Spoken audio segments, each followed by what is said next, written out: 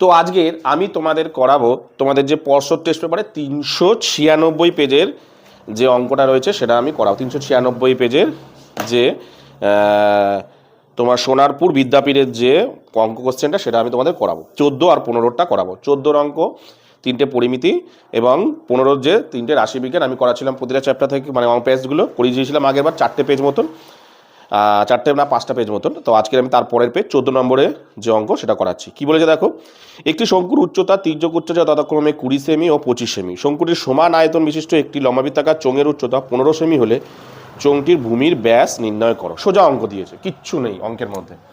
দেখো ধরা দিয়েছে এরকম একটা শঙ্কু,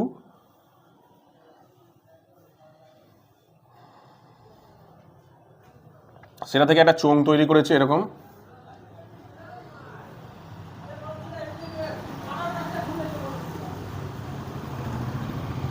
এর দিয়ে দিয়েছে উচ্চতা দিয়েছে 20, তির্যক উচ্চতা দিয়েছে 25, আর এর উচ্চতা দিয়েছে 15 সেমি। ঠিক আছে, বের কি করতে বলেছে, এটা হচ্ছে আর, এটা হচ্ছে আর। বের করতে বলেছে এই চোঙের ব্যাস, মানে ডবল আর বের করতে বলেছে, তাই তো। তাহলে দেখো এই জিনিসটা থেকে যখন এটা তৈরি করেছে, তার মানে কি এর আয়তন আর এর আয়তন, এদের দুজনের আয়তন তো সমান, অর্থাৎ এর আয়তন আর এর আয়তন দুজনেরই সমান, কারণ এটা যতটা পরিমাণ জিনিস আছে এটা তো ততটা পরিমাণে জিনিস আছে, তার মানে এর আয়তন আর এর আয়তন দুজনের সমান। তাহলে দুজনেরই আয়তন বের করতে হবে। তাহলে দেখো প্রথমটারে আমি বের করি। দেখো এর আয়তন যদি বের করতে লাগে, শঙ্কুর আয়তনের ফর্মুলা কি আমরা জানি, যে 1/3 পাই আর স্কোয়ার এইচ, এটা হচ্ছে শঙ্কুর আয়তনের ফর্মুলা।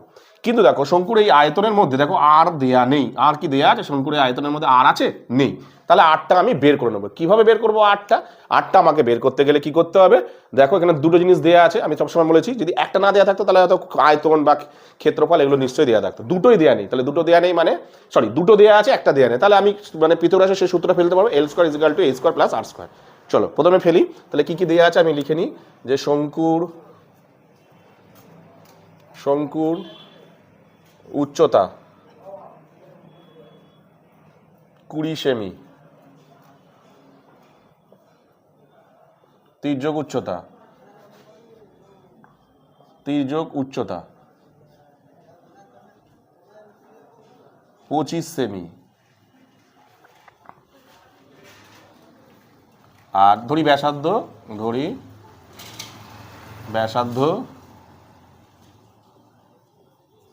8 সেমি। ঠিক আছে, তাহলে বের করে নিই আমি L² = H² + R²। তাহলে L = কত, L 25,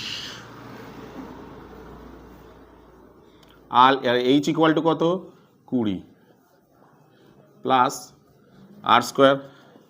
তাহলে এই দুটোকে এক জায়গায় নিয়ে আসো, সংখ্যা দুটোকে এদিকে নিয়ে আসলে মাইনাস হয়ে যাবে, R²।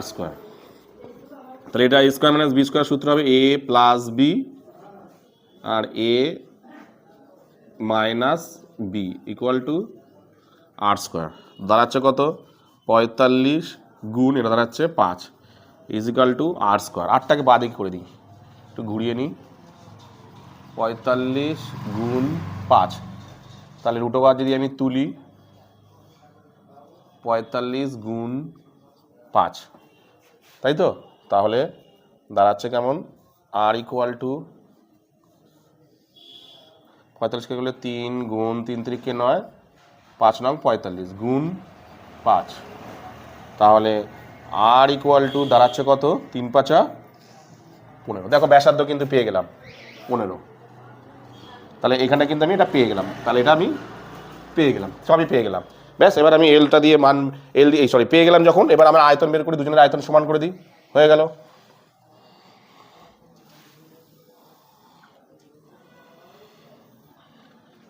এবার বলেছে কি বলেছে, এটা থেকে এটা তৈরি করি, তার মানে কি এর আয়তন আর এর আয়তন দুটোই সমান। তাহলে লিখতে পারি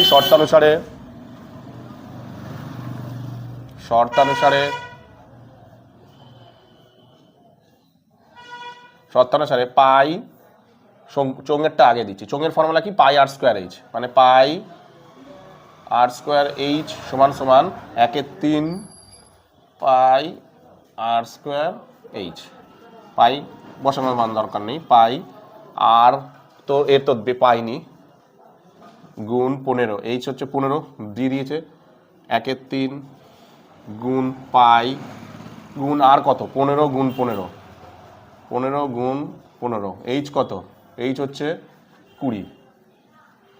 তাহলে আমি পাইটাকে এই আর স্কোয়ারটাকে এদিকে রাখি, বাকি সব ওদিকে নিয়ে চলে যাই। 1/3 গুণ পাই গুণ 15 গুণ 15 গুণ 20 গুণ 1/পাই গুণ 1/15, 15 15 কাটা, 3 5 15, তাহলে দাঁড়াচ্ছে কত, আর √, তুললে এটা দাঁড়াচ্ছে 5, এটা 5 আর 20কে যদি ভাঙো 2 2 দুগুণে 4 4 5 20, তাহলে দাঁড়াচ্ছে কত, আর = 5 দুগুণে 10। ব্যাসার্ধ বেরালো, কিন্তু সবেমাত্র ব্যাসার্ধ বেরালো, আমার চেয়েছে কিন্তু ব্যাস, এটা 10 হলে এটা 10, তার মানে কত হচ্ছে 20, তাহলে ব্যাসার্ধ সমান সমান 10 সেমি, ব্যাস সমান সমান ডবল হবে 10 গুণ 2 = 20 সেমি। কত বেরালো, 20 সেমি। তাহলে ব্যাস সমান সমান কত বেরালো দেখো না, 20 সেমি। কি বললাম বুঝতে পেরেছো? চলো তুলে নাও। তো এরপরে আমি 2 অঙ্কটা করাবো। কি বলে দেখো, ঘনকাকৃতি সম্পূর্ণ জলপূর্ণ একটি চৌবাচ্চা থেকে সমান মাপের 64 বালতি জল তুলে নিলে চৌবাচ্চাটির আর 1/3 জলপূর্ণ থাকে। চৌবাচ্চাটির একটি ধারের দৈর্ঘ্য দিচ্ছে 1.2 মিটার হলে প্রতিটি বালতিতে কত লিটার জল ধরে এটা তোমাকে বের করতে বলেছে। তাহলে ভালো করে দেখো, প্রথমে আগে দেখি নিই চৌবাচ্চাটা। দেখো আঁকাটা আমি আঁকি, ধরো একটা ঘনকাকৃতি চৌবাচ্চা আছে, ঘনকাকৃতি চৌবাচ্চা আছে,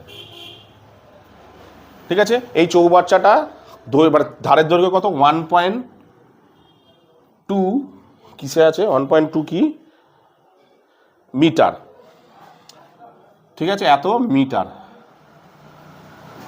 এতে জল আছে, ঠিক আছে। এবার এখান থেকে না জল তুলে নিয়েছে, তো এর মধ্যে একটা কথা বলছি, জল তুলে নিয়েছে, এতটা জল ছিল, এতটা জল ছিল, ঠিক আছে, এতটা জল ছিল প্রথমে, না পুরোটাই জল ছিল, সরি, ধরো সাপোজ এরকম জল ছিল, এর মধ্যে ধরো জল ছিল, সেখান থেকে জল তুলে নিয়েছে। কতটা জল তুলেছে, 64 বালতি, 64 বালতি জল তুলেছে। কত বালতি, 64 বালতি জল তুলে নিয়েছে, 64 বালতি জল তুলেছে, ঠিক আছে। ব্যাপারটাকে ভালো করে বোঝো, অঙ্কটা সহজ, বুঝতে পারলে অঙ্কটা সহজ। তাহলে এরকম একটা চৌবাচ্চা ছিল, সেখান থেকে 64 বালতি জল তুলেছে। তোলার পর এখন তার মধ্যে জল পড়ে আছে, এখন তার মধ্যে ধরো জল এতটুকু পড়ে আছে,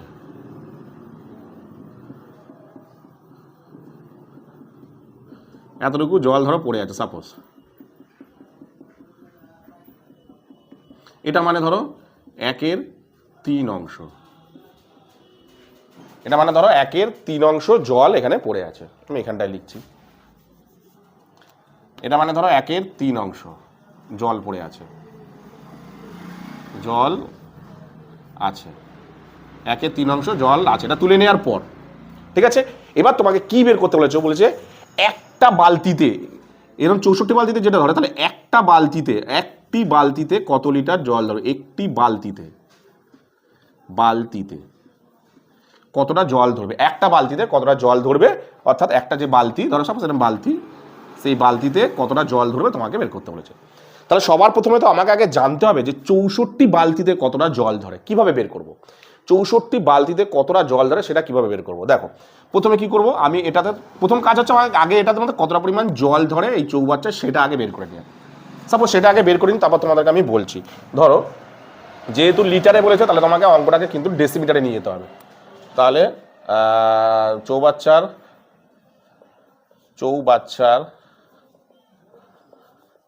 ধারের দৈর্ঘ্য 1.2 মিটার, সেটাকে ডেসিমিটারে নিয়ে যেতে হবে। 1.2 মিটারের পর ডেসি 10 দিয়ে গুণ, অর্থাৎ 12 ডেসিমিটার। লিটারে অঙ্কটা আছে, যখন ডেসিমিটারে অবশ্যই নিয়ে যেতে হবে, ঠিক আছে, তাহলে চৌবাচ্চাতে জল ধরে, চৌবাচ্চায় জল ধরে, ঘনকের আয়তনের ফর্মুলা কি, বাহুর কিউব মানে এ কিউব, তাই তো, মানে 12 কিউব।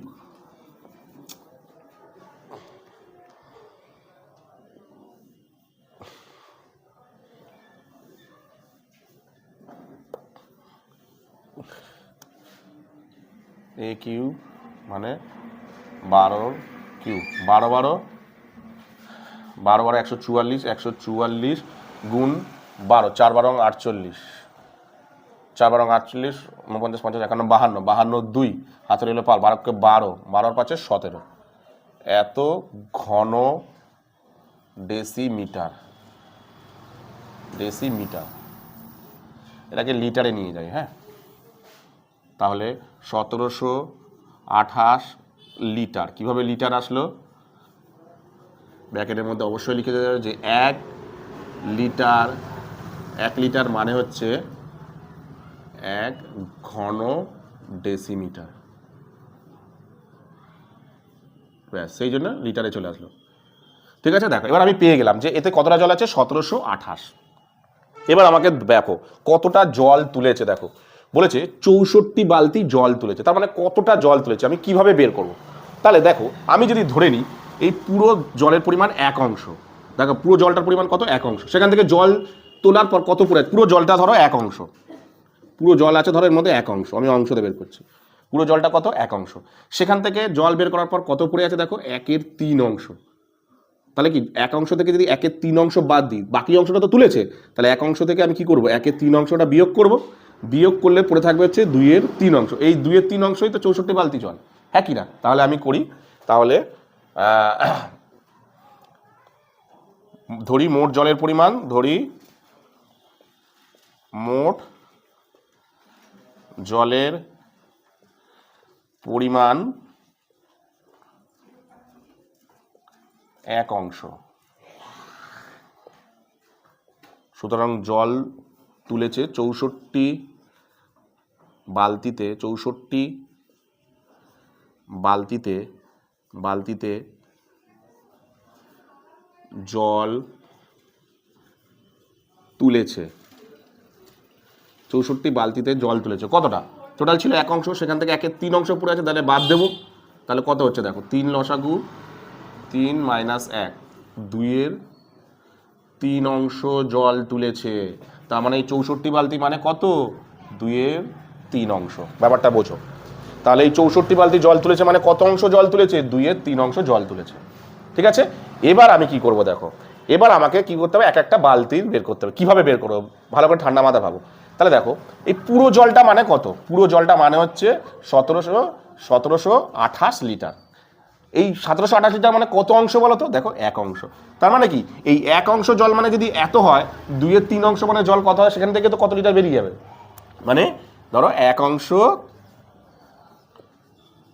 জল, 1 অংশ জলের পরিমাণ সমান সমান, তাহলে এই পুরোটা জল, পুরো জলটা মানে কত, 1 অংশ জল সমান সমান কত, 1728 লিটার, পুরো জলটা মানে কত, এতটা, ভালো করে দেখো পুরো জলটা মানে কত, এতটা, 1 অংশ জল মানে কত, 1728 লিটার, 64 বালতি আমার কত দরকার, 64 বালতি মানে আমার কতটা দরকার, 2/3 অংশ, তাহলে 2/3 অংশ জল বলতে কী হবে, আরও বেশি হবে হিসাব মতন, মানে 1 থেকে 2/3 অংশ বেশি হবে, তাহলে 2/3 গুণ করি 3 দিয়ে, 3 5 15, 2 3 7 21, 1 3 6 18, তাহলে কত হচ্ছে, 6 দুগুণে 12, 6 দুগুণে 12, হাতে রইল 1, 7 দুগুণে 14 আর 1 15, হাতে রইল 5 দুগুণে 10 আর 1 11, এত লিটার। তার মানে দেখো 64 বালতি মানে জল কত ছিল, 2/3 অংশ, আবার 64 বালতি যদি লিটারে পরিণত করি কত লিটার জল হচ্ছে, দেখো 1152 লিটার জল, তার মানে 64 বালতিতে কত লিটার জল আছে, 1152 লিটার জল। তাহলে এক বালতিতে ঐকিক নেমে যদি করি যে 64 বালতিতে জল আছে 1152 লিটার, এক বালতিতে জল আছে কত, হয়ে যাবে, ভাগ করে দিলে, তাহলে লিখি যে 64 বালতিতে 64 বালতিতে জল ধরে, 64 বালতিতে জল ধরে কতটা, 64 বালতিতে জল ধরে 52 লিটার। তাহলে একটি বালতিতে জল ধরে ভাগ হবে 1152 ডিভাইডেড বাই 64। ঠিক আছে, কাটাকুটি করো 2 দিয়ে, 3 দুগুণে 6, 2 দুগুণে 4, 5 দুগুণে 10, 5 দুগুণে 10, 7 দুগুণে 14, 6 দুগুণে 12, 4 দিয়ে, 4 8 32, 4 দিয়ে, 4 1 4, 4 4 16, 4 4 16, 4 দিয়ে, 4 দুগুণে 8, 4 দিয়ে, 3 4 12, 4 6 24, 2 দিয়ে, 18 দুগুণে 36। তাহলে বেরালো কত দেখো, 18 লিটার।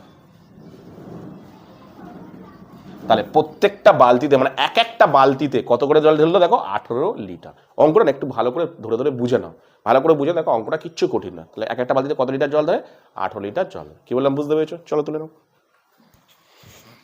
তো এরপরে আমি তোমাদের 15 অর্থাৎ রাশি বিজ্ঞানের অঙ্ক, আচ্ছা সরি, পরে 3-এর অঙ্কটা দেখো কি বলেছে।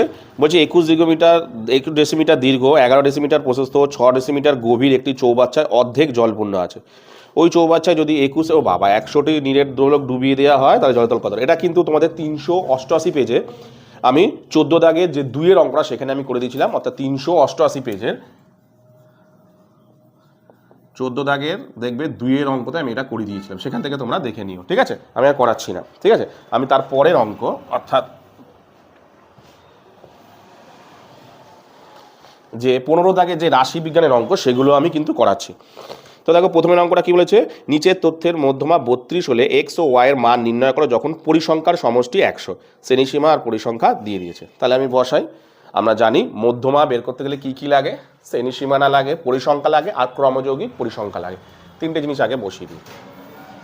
তাহলে লিখি শ্রেণীসীমানা,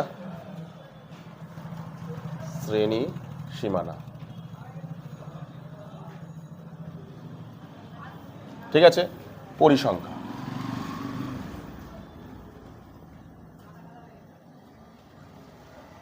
আর কি, ক্রমযৌগিক পরিসংখ্যা,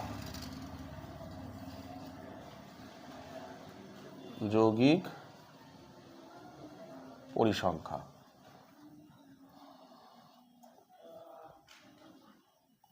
ক্ষুদ্রতর সূচক।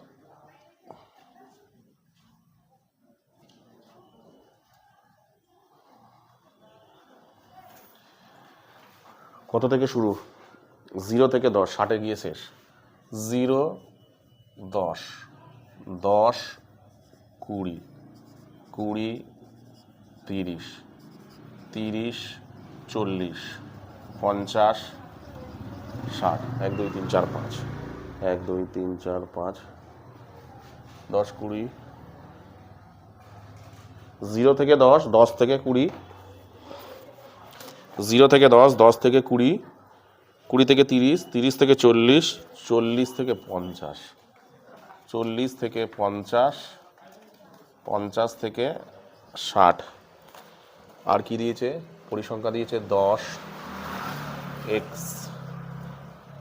25, 30, y আর 10।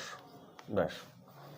আর এখানে কি কি দিয়ে দিয়েছে দেখো, মধ্যমা দিয়ে দিয়েছে 32 আর পরিসংখ্যা দিয়ে দিয়েছে। ঠিক আছে, তাহলে ক্রমযৌগিক পরিসংখ্যা 10 10 plus x, 35 plus x, 30 30 60, 30 30 60 65 plus x, 65 plus x plus y, আর এটা হবে 75 প্লাস এক্স প্লাস ওয়াই। আমরা কি জানি পরিসংখ্যার ক্ষেত্রে কি করতে হয়, পরিসংখ্যার ক্ষেত্রে n/2, n বলতে আমরা এটা বুঝছি, কিন্তু এখানে n বলতে অঙ্কের মধ্যে বলে দিই। দেখো পরিসংখ্যার যোগফল যেটা সেটাকে n বলা হয়, n এখানে বলেই দিয়েছে। দেখো পরিসংখ্যার সমষ্টি x, তাহলে এখানে একটা জিনিস করে নিতে হবে কি, শর্তানুসারে দেখো এই যে এই জিনিসটার মান বলে দিয়েছে, দেখো পরিসংখ্যার সমষ্টি বলে দিয়েছে। তাহলে লিখছি আমি শর্তানুসারে দেখো ভালো করে, 75 plus x plus Y equal to বলে দিয়েছে কত, 100। তাহলে X plus Y equal to 100 minus 75। সুতরাং X plus Y equal to কত হচ্ছে, 25 বেরালো। কত বেরালো দেখো, 25। এটা না 1 নম্বর সমীকরণ, লিখে রাখো এখানে পরবর্তীকালে এক্স বা ওয়াইয়ের মান বের করতে হবে। এবার অঙ্কের মধ্যে আমার কি লাগবে বেরিয়ে গেল, ঠিক আছে।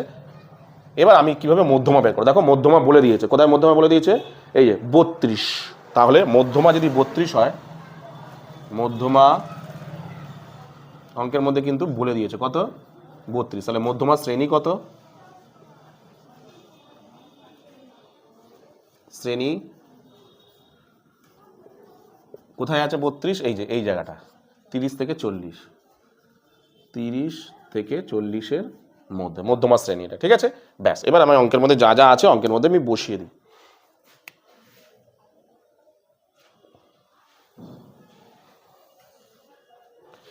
ঠিক আছে, দেখো অঙ্কের মধ্যে না উত্তরটা দিয়ে দিয়েছে। আচ্ছা, এল যা যা পাচ্ছে সেগুলো সব করে আগে লিখি। এল এল কোনটা হয়, এই যে এইটা মিডিল হয়েছে, মানে মধ্যমা শ্রেণী হয়েছে, ঠিক আছে, মধ্যমা শ্রেণী। তাহলে নিম্ন শ্রেণী সীমানা, তারপরে সিএফ মধ্যমা শ্রেণী সীমানা ঠিক আগের ক্রমযৌগিক পরিসংখ্যা, মানে এইটা 35 প্লাস এক্স, এইটা তো এই লাইনটা 35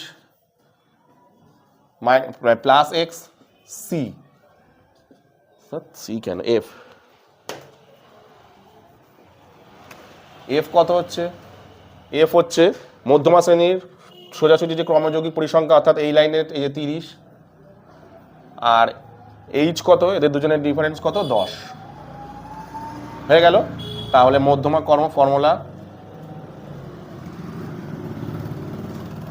ফর্মুলা কি এল প্লাস, আচ্ছা আরেকটা জিনিস তো করিনি, n/2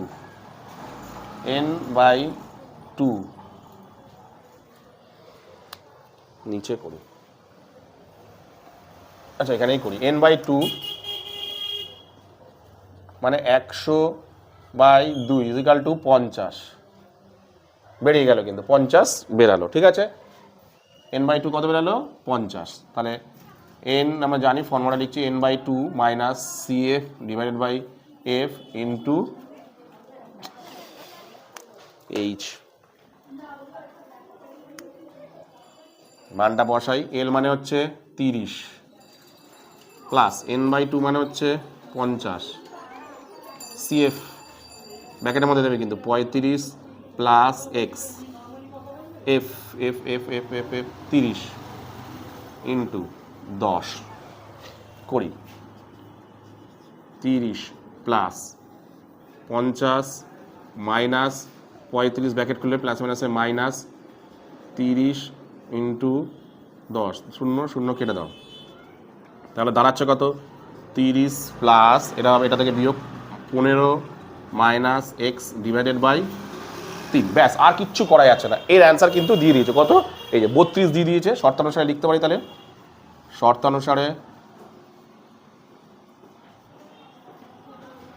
শর্তানুসারে দিয়ে দিয়েছে মান কত 30 plus 15 minus X divided by 3 equal to 32, তাহলে 30টা ওদিক নিয়ে চলে যাও, এদিকে পড়ে থাকছে 15 minus X divided by 3 equal to 32 minus 30, তাই তো।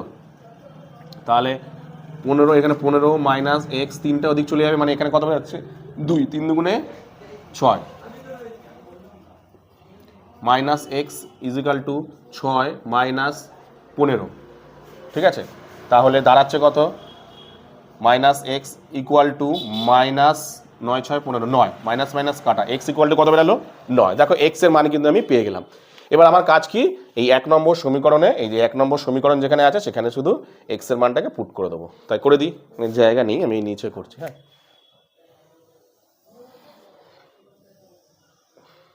এখানে করলাম। তাহলে লিখি 1 নং এ এক্স এর মান বসিয়ে পাই, তাহলে সমীকরণটা কি ছিল, X plus Y equal to 25, X এর মান কত বেরোলো দেখো 9, বসিয়ে দাও, 9 plus Y equal to 25 Y equal to 25 minus 9, Y equal to 16। সুতরাং X equal to 9, Y equal to 16। তাহলে কত বলে দেখো, এক্স ইকুয়াল টু 9, অর্থাৎ এক্স ইকুয়াল টু 9 আর Y equal to 16, Y equal to 16। কী বললাম বুঝতে পেরেছো? চলো তুলে নাও। তো এরপরে আমি তোমাদের যে 2-এর অঙ্কটা সেটা করাবো। কী বলেছে, নিচের পরিসংখ্যা বিভাজন ছক থেকে গড় নির্ণয় করা। গড়তে কী কী লাগে, শ্রেণীসীমানা, পরিসংখ্যা, শ্রেণীসীমানা, শ্রেণীমধ্যক, পরিসংখ্যা আর এফআই এক্সআই। ঠিক আছে, পরিসংখ্যা ইন্টু মধ্যক। তাহলে শ্রেণীসীমানা একদম সহজ অঙ্কই দিয়েছে, শ্রেণীসীমানা,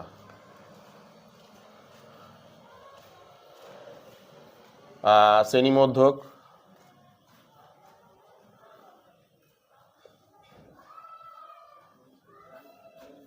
পরিসংখ্যা, এটা এর এক্সআই, পরিসংখ্যা,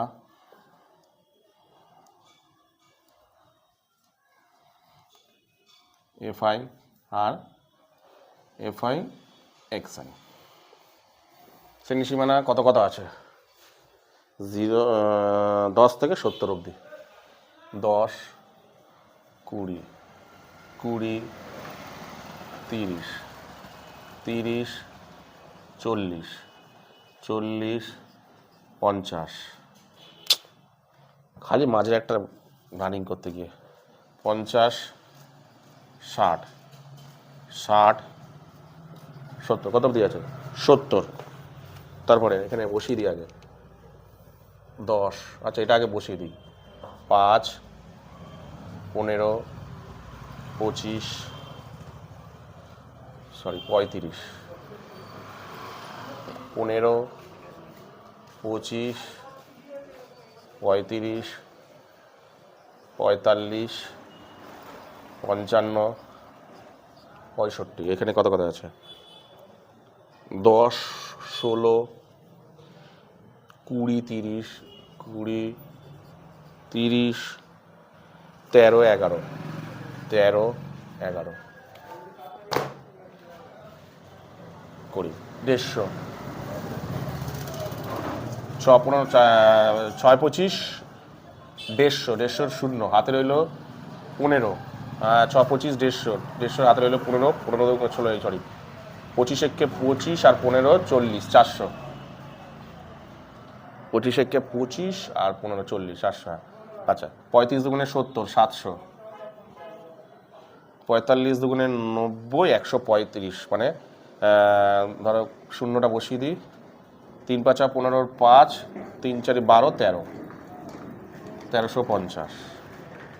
নেক্সট 5 তেরং 65, 5 তেরং 65, 66, 67, 68, 69, 70, 71, 715। 5 তেরং 65, এই সরি 5 11 55, 6 11 66, 67, 68, 69, 70, 71। 5 তেরং 65, 5 তেরং 65, 66, 67, 68, 69, 70, 71। 5 11 55, 6 11 66, 67, 68, 69, 70, 71। কী হলো, 5 তেরং 65, 5 হাতে রইল 6, 5 তেরং 65, 51 হচ্ছে, 5 11 55, 5,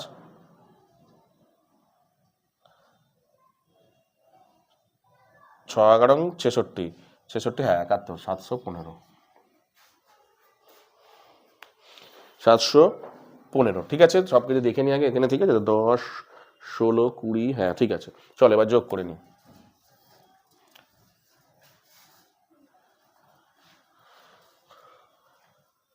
10, 30, 30, 60, 70, 76, 76, 77, 78, 79, 89, 90, 100।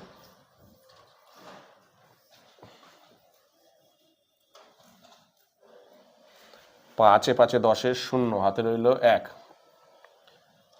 5 5 10, 11 12 আর 1 13, 3 হাতে রইল 1, 7 দুগুণে 14, 14, 3 7 21, 4 7 28, 29, 30, 30 0 হাতে রইল 3, 4, 3 আর 1 4, 4030। তাহলে গড়ের ফর্মুলা কি,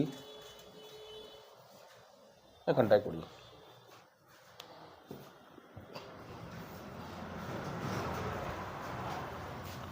বের করে দিই গড়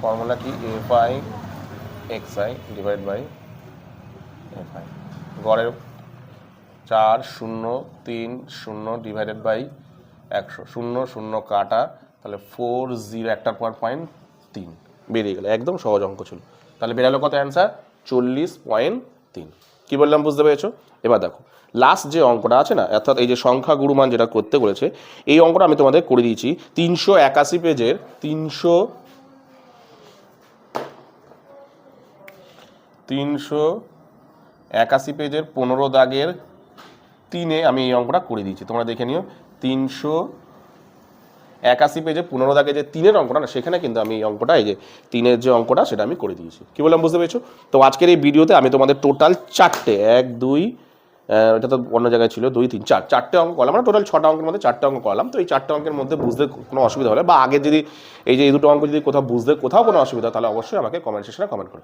তো আজকের মতো ভিডিওটা আমি এখানেই শেষ করলাম তুলে নাও